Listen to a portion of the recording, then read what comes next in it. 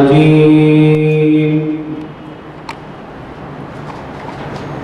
الله الرحمن الرحيم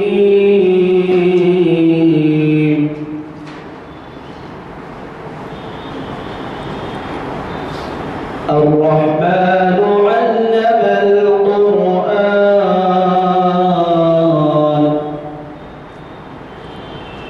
خلق الإنسان علمه البيان الشمس والقمر بحسبان والنجم والشجر يسجدان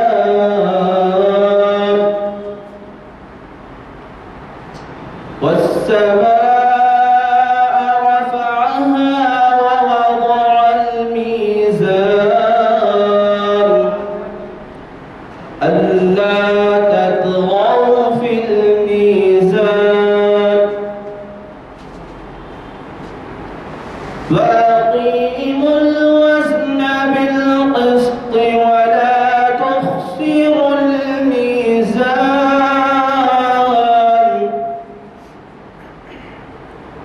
والأرض وضعها للأنام فيها فاكهة والنخل ذات الأكمام والحب ذو العصف والريحان فبأي آلاء ربكما تكذبان صدق الله العظيم فاتحہ کی 34 آیت ہے جس کو آپ ہر نماز میں ہر رکعت میں پڑھتے ہیں۔ اس کے معنی و مفہوم کو اچھی طریقے سے غور کر لیں، کیوں اللہ تعالیٰ نے اس کو ہر نماز میں ہر رکعت میں فرض کیا ہے۔ اگرچہ یہ نہ پڑھی جائے تو نماز آپ کی نامکمل ادھوری ہو جاتی ہے۔ تب اس میں 34 رکعت کے اندر 34 جو ہے آیت کے اندر اللہ تعالیٰ کیا فرماتے ہیں؟ اللہ تعالیٰ کی بزرگی برتری تمام باتیں اللہ تو رحم، تمام تعریفیں تیرے لیے ہیں، تو رحمان ہے، تو رحیم ہے، مالک یوم الدین ہے، سب کچھ مالک ہے۔ اے اللہ، یہ وجہ ہے جس کی وجہ سے ہم تیری ہی عبادت کرتے ہیں۔ ایاک نعبد، اے اللہ ہم تیری ہی عبادت کرتے ہیں۔ جب تو اتنا یہ ہے اللہ تعالیٰ، تو اتنی بزرگی اور عظمت والا ہے، تو ہم کسی اور کے سامنے اپنا سر نہیں جھکاتے، کسی اور سے ہم مدد نہیں مانگتے، بلکہ اے اللہ ہم تجھ ہی سے مدد مانگتے ہیں۔ ایاک نستعین، ہم تجھے سے مدد مانگتے ہیں۔ اب اس کے بعد میں جو ہے وہ ہے کہ اللہ تعالیٰ تو ہم کو ایسی نعمتوں سے سرفراز فرمایا جس کے اوپر تو نے بزرگوں کو، نیک لوگوں کو، صلاح صالحین کے اوپر تو نے جیسا رحمت فرمایا تھا، ہم پہ بھی وہی رحمت عطا فرما، اور انہی کے نقش قدم پر چلنے کی ہم کو ہدایت فرما۔ یہ جو ہے بعد کی آیتوں کا جو ہے مفہوم ہے۔ اللہ تعالی ہم سب کو ان آیتوں کو سمجھنے اور اس پر عمل کرنے کی توفیق نصیب عطا فرمائے۔ واخر دعوانا الحمدللہ رب العالمین۔ اب یہ آج کے پروگرام کے بارے میں سنیے کہ آج 9 مارچ 2022 یہ محفل اقبال شناسی منعقد ہو رہی ہے مسجد عالیہ گن فاؤنڈری، جامعہ مسجد عالیہ گن فاؤنڈری میں بعد نماز عصر کانفرنس ہال میں۔ اور آج کی یہ نشست اقبال شناسی کی 1066ویں نشست ہے، اور اس کو مخاطب کرنے والے ہیں جناب ڈاکٹر لقاء الحق صاحب، جو ماہر اقبالیات ہیں، اور آپ کی جو ہے نہ صرف ہندوستان بلکہ کینیڈا، امریکہ اور جو ہے کیلیفورنیا وغیرہ میں بھی آپ کی خاصی محافل کو آپ نے مخاطب کیا ہوا ہے۔ خصوصی طور پہ اقبال کے اشعار کو وہ ازبر رکھتے ہیں، جیسے حافظ قرآن ہوتا ہے تو ان کے لیے مبالغہ نہ ہوگا اگر میں یہ کہوں کہ وہ حافظ اقبالیات ہیں۔ تمام اشعار، ان کی نظمیں اور ان کی تمام جو ہے خوبیوں سے جو ہے یہ بہت بہتر طریقے سے واقف ہیں، اور انشاءاللہ یہ ہمارے لیے اجنبی نہیں، کئی ہماری محافلوں کو مخاطب کر چکے ہیں یہاں کی، اور جو ہے تعمیر ملت کی بڑے بڑے جلسوں سے آپ نے خطاب کیا ہے۔ میں جناب لقاء الحق صاحب سے اس دعا کرتا ہوں کہ وہ آئیں اور اپنے دیے ہوئے عنوان پر جو سفر معراج اور اقبال کے نام سے معلوم ہے وہ خطاب فرمائیں۔ جناب لقاء الحق صاحب۔ اعوذ باللہ من الشیطان الرجیم۔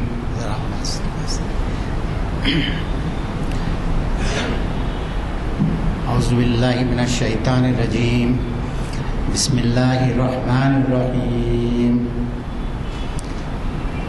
سبحان الذی اسری بعبدہ لیلا من المسجد الحرام الی المسجد الاقصی الذی بارکنا حولہ لنریہ من آیاتنا انہ هو السمیع البصیر۔ صدق اللہ العظیم۔ میرے محترم بھائیوں، آج میں معراج کے موقع پہ میں کچھ کہنا چاہتا تھا آپ کی جو ہے اس میں، مگر اتفاق سے میری طبیعت خراب ہو گئی اور میں اس قابل نہیں تھا کہ میں کو لیکچر دے سکوں، اس لیے زمانے سے میں ایک دماغ میں یہ سوچ کے رکھا تھا ایک خاص عنوان، مگر وہ نکل گیا میرے ہاتھ سے۔ خیر، اللہ تعالیٰ اگر زندگی دے تو میں کروں گا۔ معراج نبوی میرے بھائیوں یہ کوئی چھوٹا واقعہ نہیں ہے، یہ تاریخ انسانی کا عظیم ترین واقعہ ہے۔ اس سے بڑا واقعہ تاریخ انسانی میں کبھی واقع نہیں ہوا، نہ کبھی وہ پذیر ہوا، اور آج تو انسان چاند پہ قدم رکھ چکا اور دنیا بھرے کے مارے کے اس نے سر کر لیے، مگر آج سے 1400 سال پہلے کسی انسان کا یہ دعویٰ کرنا کہ میں ایک رات کے اندر میں سارے آسمانوں کی سیر کر کے واپس آ گیا ہوں، یہ جو ہے، اور پھر وہ عرب کا سچا ترین انسان تھا، اور اس کو جھٹلانے کے لیے بہت بڑی جو ہے نا وہ شخصیت چاہیے تھی، اور یہ پورا کئی مسلمانوں کا تک ایمان متزلزل ہو گیا۔ اور ہم تاریخ کے واقعات کے اندر پڑھتے ہیں کہ اگر کسی کا ایمان متزلزل نہیں ہوا تو وہ صرف حضرت ابوبکر صدیق رضی اللہ عنہ تھے۔ انہوں نے کہا کہ جب میں اللہ رب العالمین کے اوپر ایمان لایا ہوں اور اس کائنات کی رنگا رنگی کو روز دیکھ رہا ہوں، اور ان کے پاس آسمان سے فرشتے مسلسل آتے رہتے ہیں، میں یہ بھی دیکھتا ہوں اپنی نظروں سے، تو یہ کون سی حیرت کی بات ہے کہ اللہ فرشتوں کو تو آسمان سے زمین پہ بھیج سکتا ہے، مگر اپنے نبی کو میرے پاس جو ہے نا اپنے پاس بلا نہیں سکتا ہے، یہ کیا بات ہے؟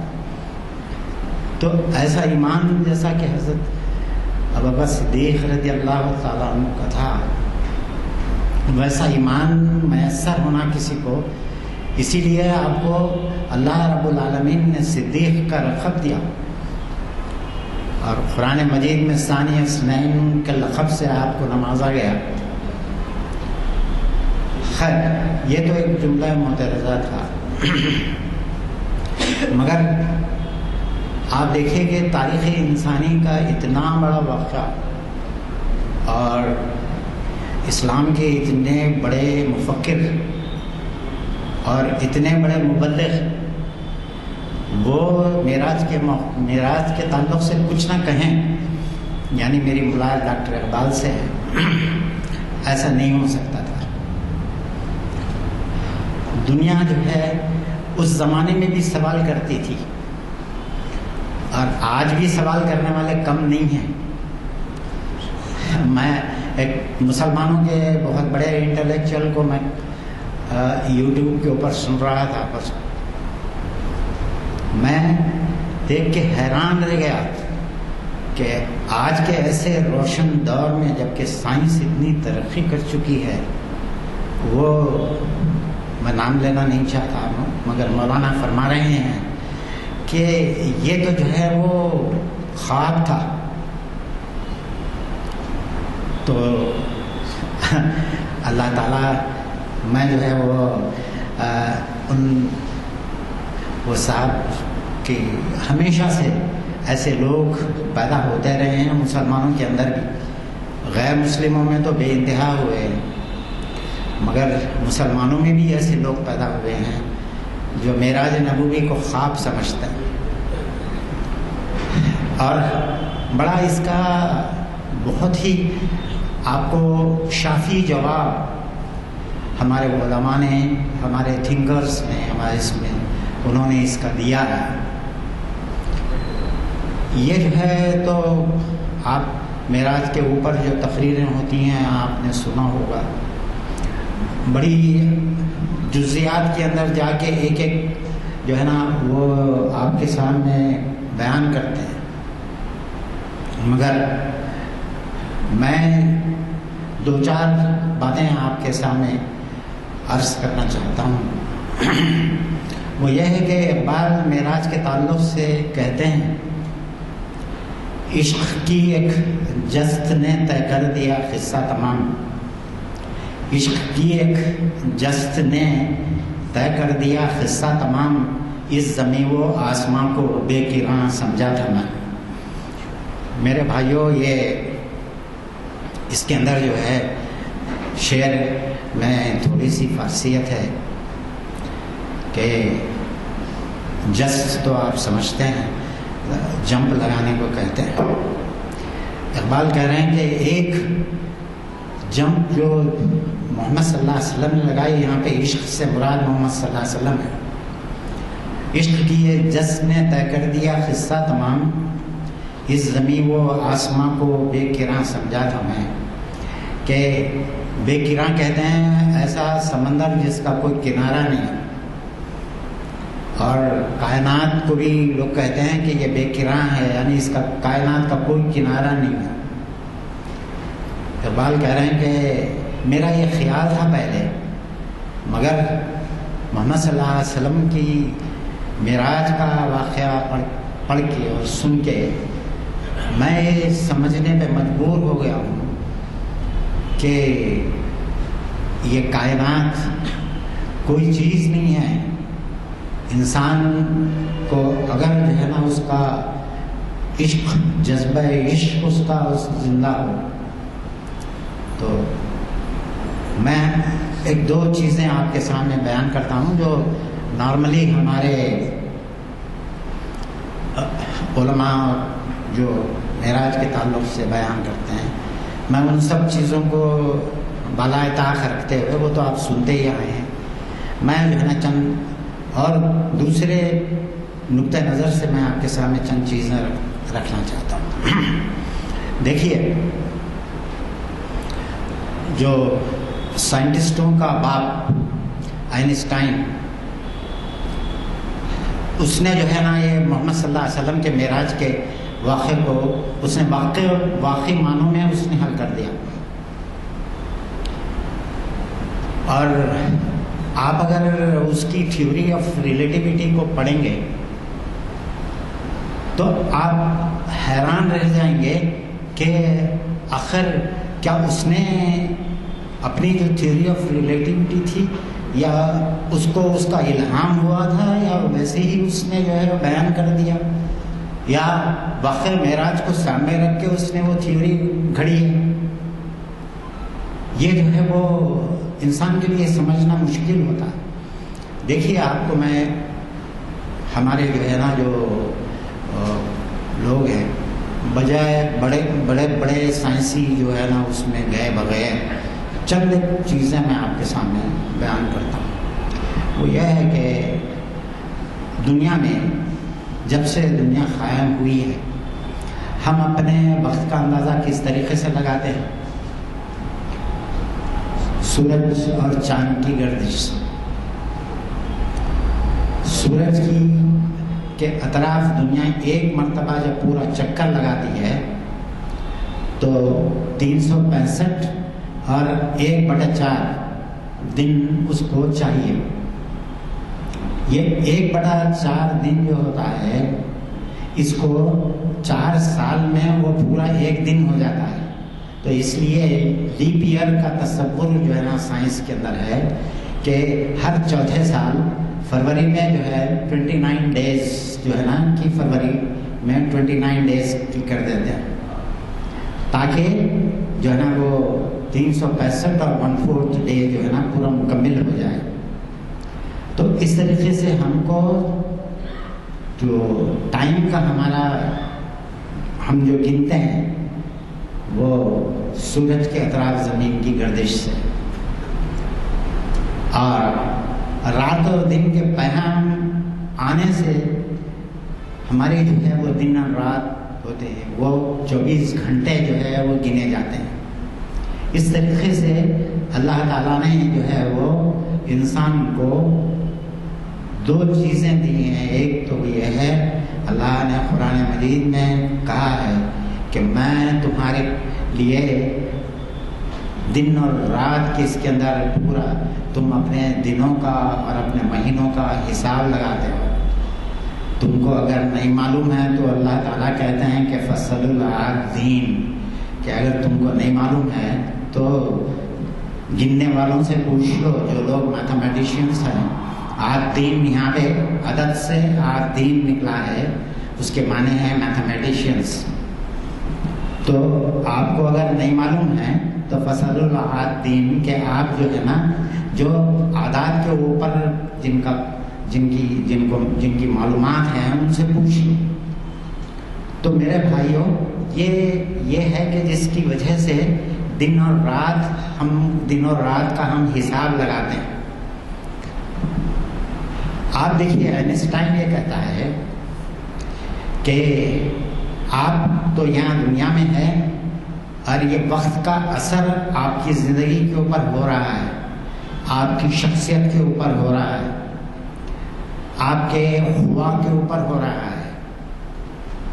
یہ ہر آدمی دیکھ رہا ہے کہ ایک آدمی پیدا ہوتا ہے, بچے سے بڑا ہوتا ہے, پھر جوان ہوتا ہے, پھر بوڑھا ہوتا ہے, پھر جو ہے نا یہ ساری تفصیل قرآن مجید میں اللہ تعالیٰ نے کئی جگہ جو ہے نا بیان کر دی. میں اس وقت اس ٹاپک پہ جانا نہیں چاہتا. میں آپ کو یہ بات بتانا چاہ رہا ہوں کہ یہ اثر وقت کا انسان کی زندگی کے اوپر بخوبی پڑتا ہے. آپ آئنسٹائن کیا کہتا ہے سنیے.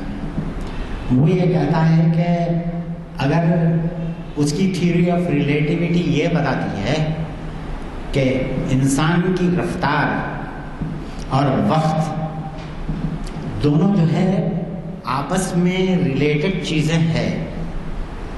اگر آپ رفتار کو اتنی زیادہ بڑھا دیں گے کہ وہ لائٹ کی جو اسپیڈ ہے اس کے مماثل لے کے آئیں گے اپنی رفتار کو تو وقت ٹھہر جائے گا.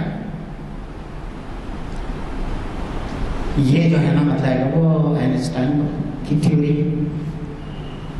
میں اور ایک مرتبہ دہراتا ہوں, اگر آپ گردش کرنا شروع کریں تیز رفتاری سے, ریکٹ کی تیزی سے بھی, اب آپ جہازوں میں بیٹھتے ہیں جو سپر سونک, پیراسونک وغیرہ جو ہے نا مطلب کہ وہ جہاز ہیں جو آواز کی رفتار سے تیز رفتار سے جو ہے چلتے ہیں, 800-1000 میل فی گھنٹے کے رفتار سے دوڑنے والے جہاز, ریکٹ تو اس سے بھی زیادہ.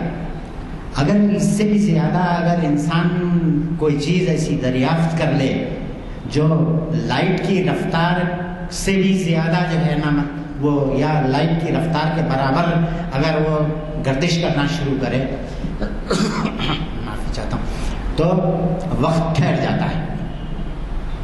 پھر وقت جو ہے نا مطلب کہ اس کے اوپر وقت کا اثر نہیں ہوتا. تو آپ دیکھیے گا کہ محمد صلی اللہ علیہ وسلم کو اللہ رب العالمین نے جو آسمان پہ بلایا تھا وہ کوئی معمولی کم تیز رفتار سواری نہیں تھی. اس کو براق کہا گیا. It is the speed of light. کچھ غلط کہہ رہا ہوں جو ہے یہ جو ہے نا جس کے اوپر آپ کو بلایا گیا آسمان کے اوپر، اس کا نام تھا براق. براق برق سے ہے. ایسی سواری جو لائٹ کی رفتار کے برابر جو ہے نا مطلب کہ چلتی تھی.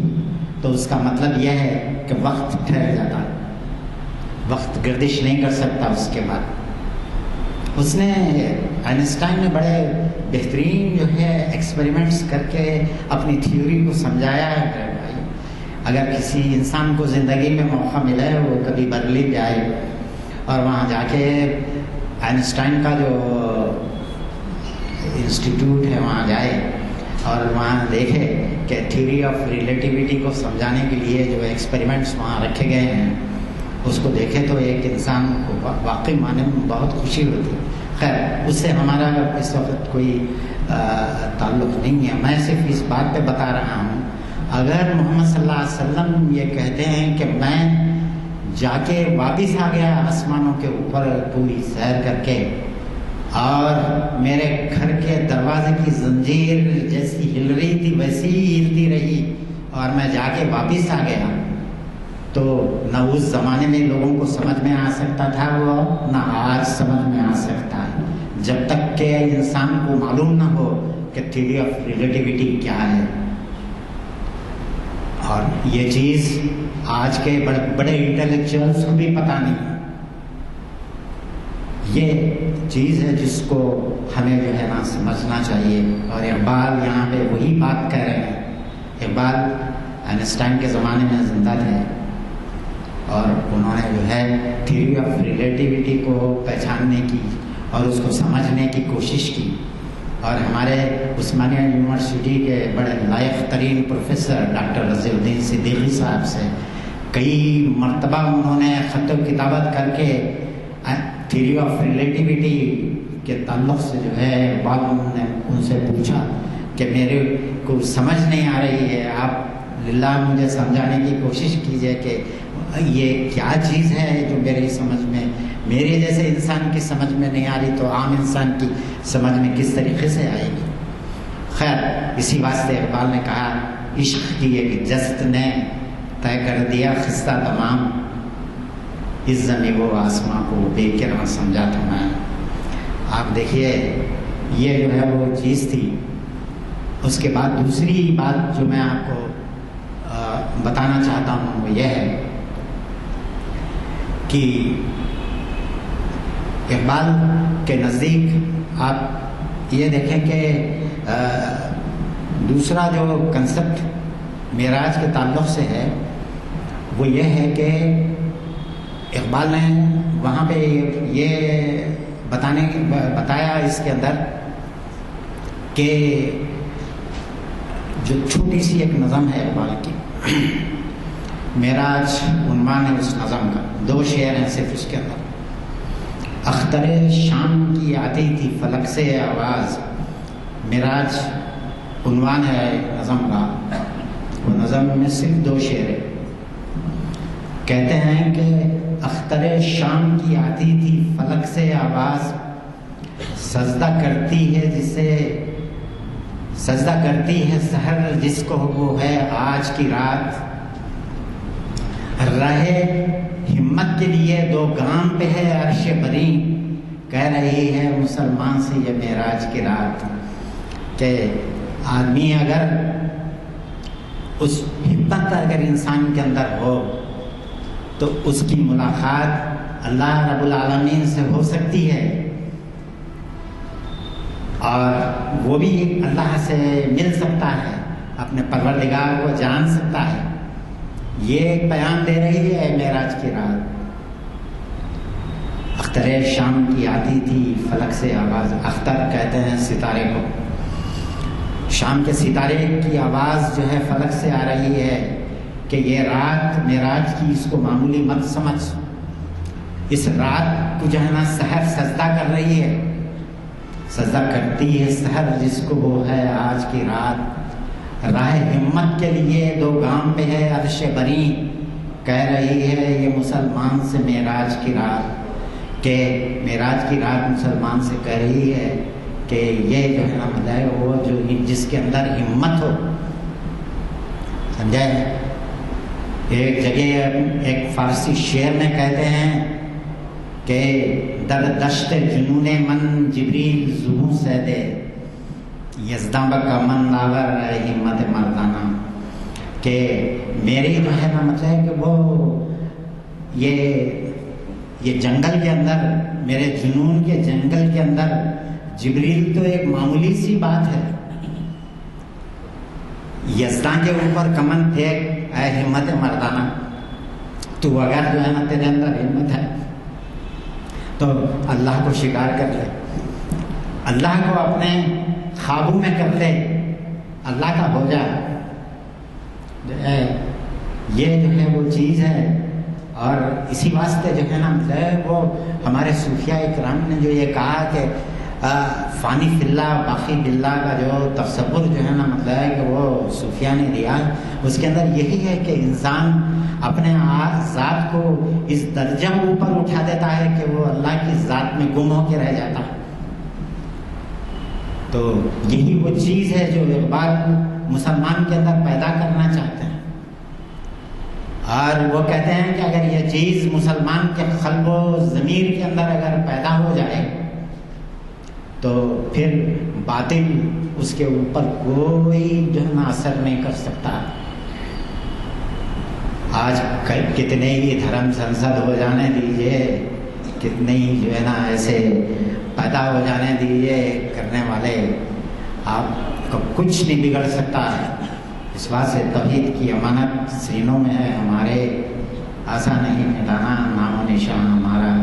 مگر اگر ہم نے توحید کی امانت ہی اپنے سینوں سے ضائع کر دی، آج معمولی سی چیزوں کو ہم سجدہ کرنے لگ گئے، اللہ رب العالمین کو سجدہ کرنے کے بجائے ہم اقتدار، عورت اور جو ہے نا مطلب کہ دولت اور یہ ساری چیزوں کو، زمین زر، ان چیزوں کو اگر ہم سجدہ کرنے لگ گئے اور اللہ کو ہم نے فراموش کر دیا. اللہ رب العالمین بھی کہتا ہے کہ جا تو جس کے فراق میں تو نے دنیا میں اپنی زندگی گزاری، آج تو اسی کا ہو کے رہ جا. اقبال کہتے ہیں کہ مسلمان کبھی بھی جو ہے نا یہ نہیں. اقبال نے اپنی جو کتاب لکھی ہے ضرب کلیم، اس کے اندر جو پہلا شعر لکھا ہے وہ یہ لکھا ہے کہ یہ زور بازو و ضربت کاری کا ہے مقام، میدان جنگ میں نہ طلب کر نوائے چنگ. اقبال کہہ رہے ہیں کہ مسلمان قوم کو کہہ رہے ہیں کہ you are at war, you are always at war. ایک دن کے لیے بھی آپ کو قیامت تک کے لیے ایک دن کے لیے بھی آپ کو سکون نہیں ملے گا. یہ لکھ کے رکھ لیجئے آپ. اور آپ کو سکون کی تلاش آپ کی موت ہے. اگر آپ سکون کی تلاش کریں گے تو آپ کی جو ہے نا موت اس میں جو ہے نا پنہا ہے آپ کو. یہ پیغام ہے جو آپ کو جو ہے اچھے طریقے سے سمجھ لینا چاہیے. اسی بات سے اقبال کہتے ہیں کہ ستیزہ کار رہا ہے ازل سے تا امروز، چراغ مصطفی سے شرار بولہبی. کہ اسی وقت وہ بولہب اسی وقت تھا نہیں تھا جو حضور سے جو ہے نا لڑ رہا تھا، حضور کا مخالف تھا، بلکہ ایسے بولہب ہزاروں پیدا ہوتے رہیں گے قیامت تک، اور مسلمان امت کو کبھی سکون نہیں ملے گا. یو آر ایٹ وار. جو ہے نا مطلب کہ وہ مسلمان کو یہ سمجھنا چاہیے کہ اس نے جو ہے نا اس کو اگر سکون کی تلاش ہے تو وہ اس کو اس دنیا میں تو نہیں مل سکتا. یہ اقبال کا دعویٰ ہے کہ اس دنیا میں سکون نہیں مل سکتا. سارا کلام اٹھا کے دیکھ لیجئے، ایک نہیں 50 اشعار سنا سکتا ہوں آپ کو، مگر اس وقت نہیں ہے۔ مگر آپ یہ بات یاد رکھ لیجئے کہ آپ کو جو ہے وہ یہ ہے کہ یو آر آلویز ایٹ وار۔ تو یہ چیز ہم کو جو ہے سمجھنے کی ہے۔ دوسری اور ایک چیز وہ یہ ہے کہ اقبال نے ایک جگہ بڑی عجیب و غریب بات کہی اپنے ایک خطبے میں۔ اقبال نے معراج کے تعلق سے بات کرتے ہوئے اقبال نے جو ہے لکھا ہے کہ اس میں انہوں نے ایک صوفی کا اور ایک نبی کا فرق بتایا ہے، اور وہ بھی معراج کے کنٹیسٹ کے اندر ہی۔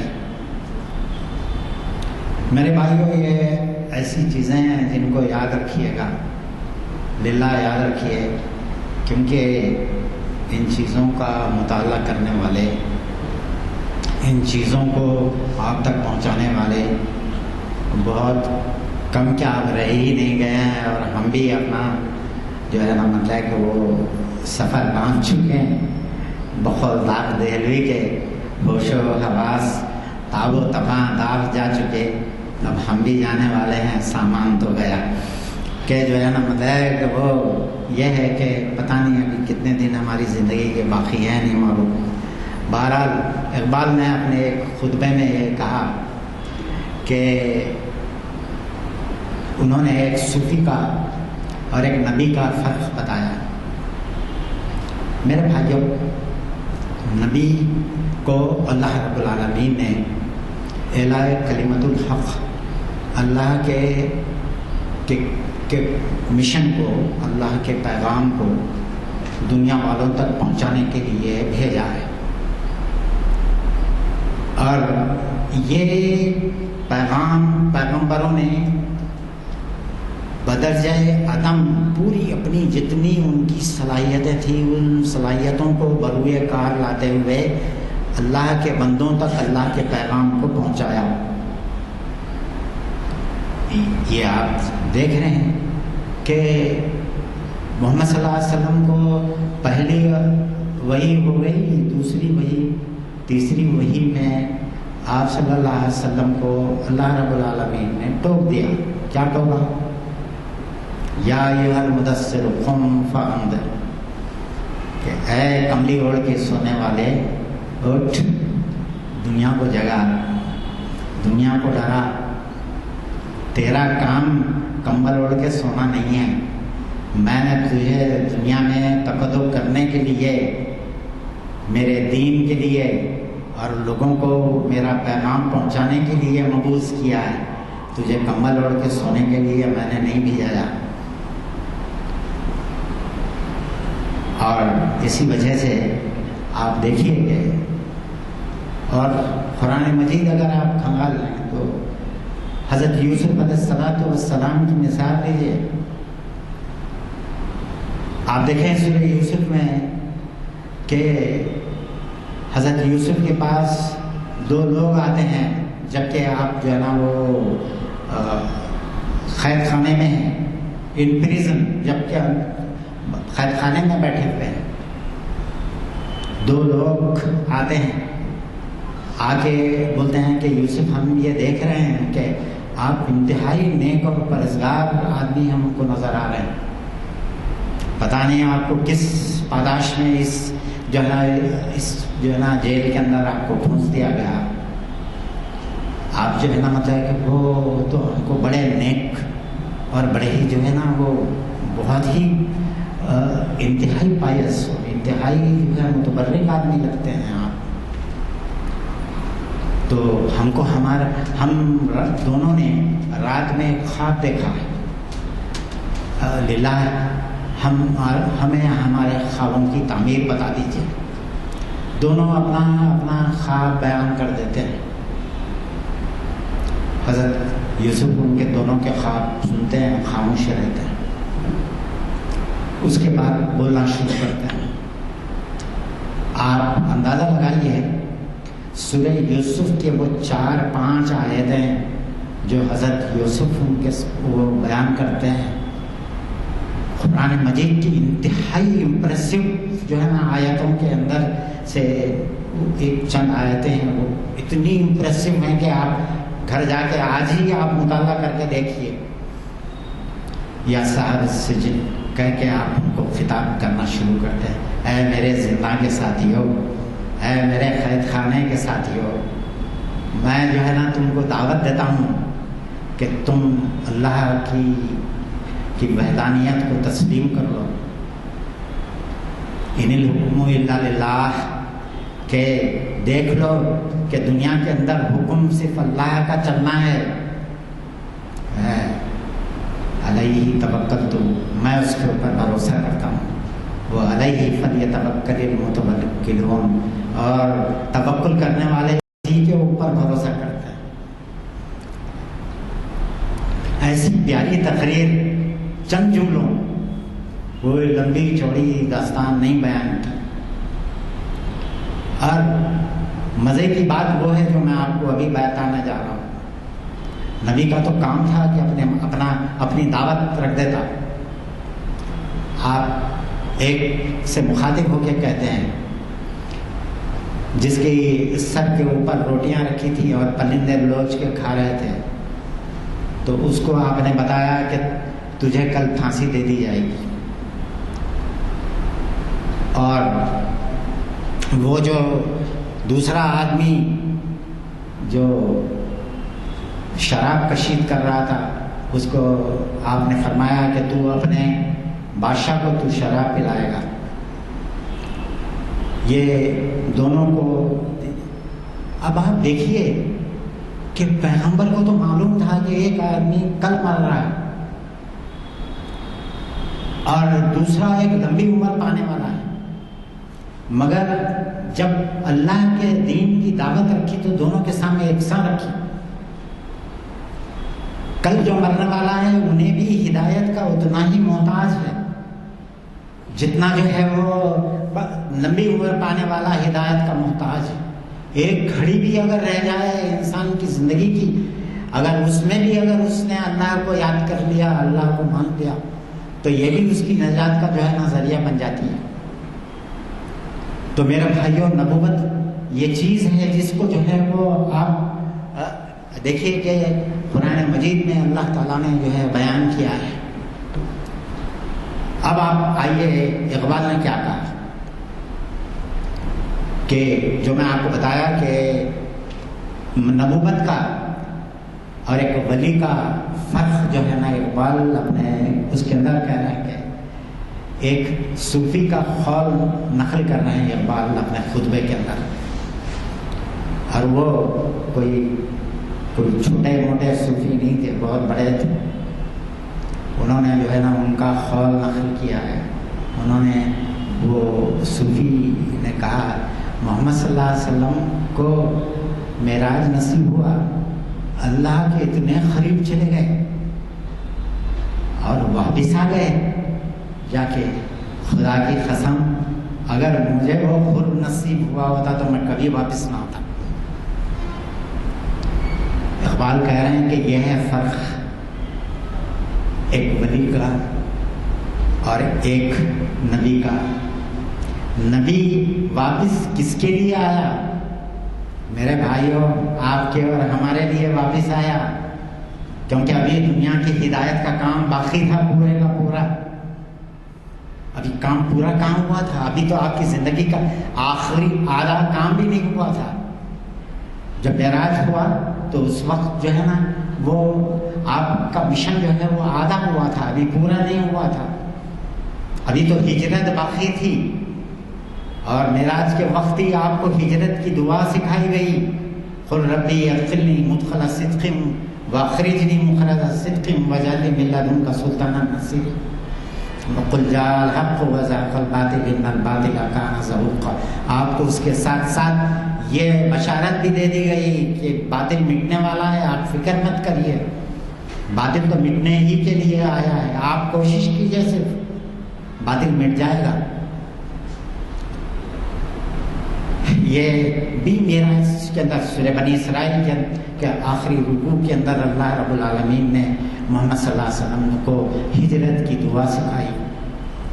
اور ہجرت جو ہے نا مطلب وہ معراج کی فوری بعد ہجرت ہوئی، آپ کو ہجرت کا حکم دے دیا گیا۔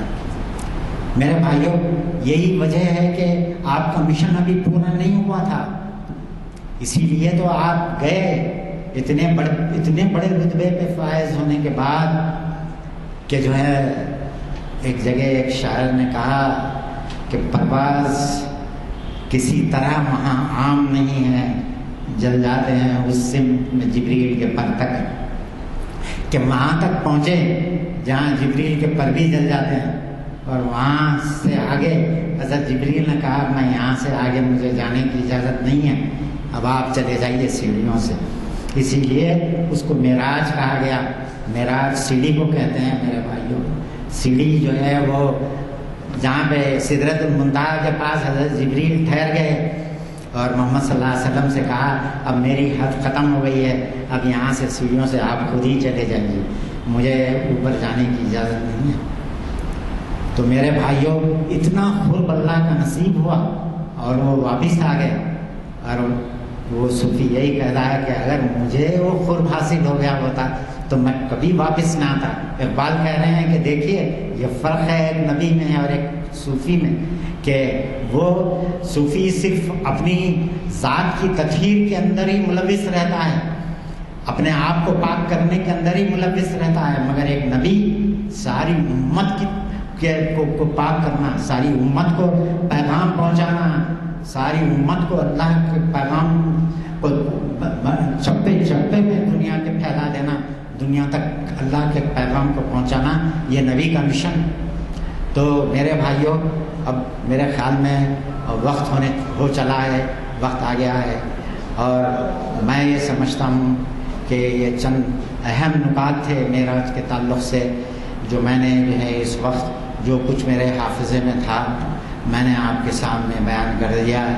اللہ سے دعا ہے کہ اللہ، میں وہی جو ہے نا بات کہوں گا، اقبال کے الفاظ میں میں دعا کروں گا، جوانوں کو میری آہ سحر دے، پھر انشائی بچوں کو بالوں پر دے، خدایا میری آرزو یہی ہے، میرا نور بصیرت تمام کر دے۔ میرے بھائیوں، اللہ تعالیٰ سے دعا ہے کہ جو ہے وہ ہمارے جو ہے وہ ہمارے اس وقت میری یہ خوش نصیبی ہے کہ اس وقت جو ہے وہ عجیب و غریب اتفاق ہے کہ ہمارے شہر حیدرآباد کے ماہر اقبالیات اور اقبال اکیڈمی کے صدر اور تعمیر ملت کے صدر جناب ضیاء الدین نیئر صاحب جو ہے جلوہ افروز ہوئے ہیں۔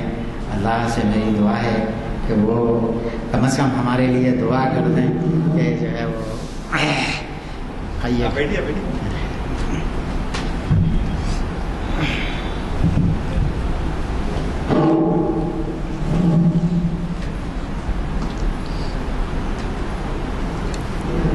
معزز حاضرین اکرام، السلام علیکم۔ کوشش کے باوجود میں وقت پہ نہیں پہنچ سکا، ورنہ آج کے ڈاکٹر لقاء الحق صاحب کی تقریر علامہ اقبال کے متعلق سننے سے محروم رہا، اور یہ ہماری خوش نصیبی ہے کہ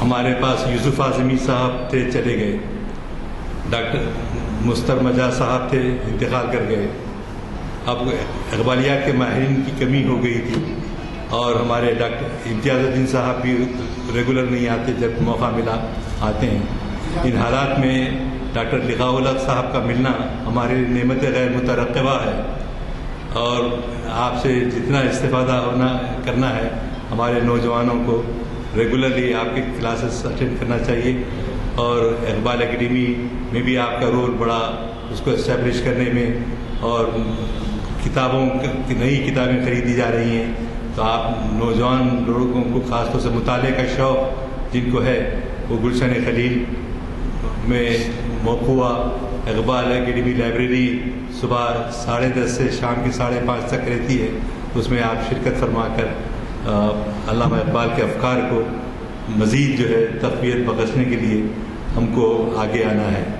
میں برادران عزیز، جیسا ابھی ڈاکٹر صاحب نے کہا کہ ضیاء الدین نیئر خادم ہوں میں، تعمیر ملت کا آپ سب جانتے ہی ہیں، اقبال اکیڈمی کا۔ انشاءاللہ موجودہ حالات کے سلسلے میں آپ پروفیسر اختر الواسع صاحب کا مضمون ویکلی 2 مرتبہ ہمارے لوکل اخبارات میں چھپتا ہے. آپ جانتے ہیں کہ ایک دانشور ہیں اور حالات کے لحاظ سے اپنے خیالات کا اظہار کرتے ہیں. ان کو ہم نے مدعو کیا ہے. تو انشاءاللہ ہفتے کو شام میں مغرب کی نماز کے بعد 7 بجے مدینہ ایجوکیشن سینٹر میں نہرو ایڈیٹوریم جو نیچے کا ہال ہے اس میں منعقد ہوگا. پروفیسر اختر الواسع علی گڑھ کے پڑھے ہوئے اور مشہور دانشور ہیں انڈیا کے. میں آپ صاحب سے فرداً گزارش کرتا ہوں کہ وقت